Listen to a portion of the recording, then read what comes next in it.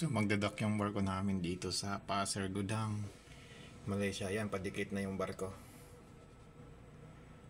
Tinutulak siya ng tugboat doon sa kabila.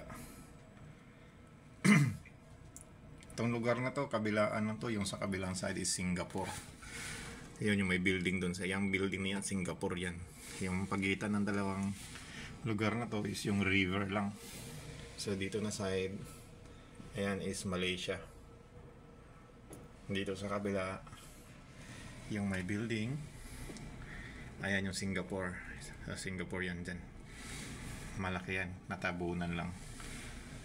So ito na, ayan, padikit na yung barko sa port. So after nito, pwede na mag-shore leave kung sino yung gustong lalabas. Kakain-kain lang sa mga mall nila.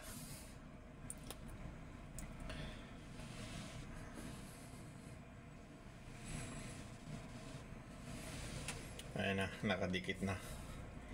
So itatapo na yung tali sa barko papunta doon sa shore. Tsaka bibirahin para masecure yung barko at hindi gagalaw. Ayan na, nakadikit na.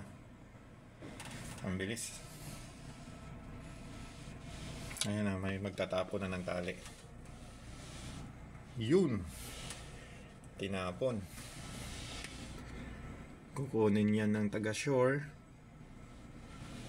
tapos ihuhulog yung tali na yan, tapos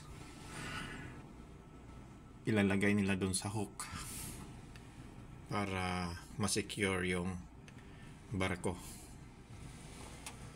So ganyan lang kabilis mag docking sa barko, pero inaabot din ng ilang oras to kasi sinisentro doon sa loading arm ng manifold kung saan ikakabit yung hose na dadaanan ng cargo. Yun, nakadikit na kaagad. Tali na lang kulang, tapos na yan.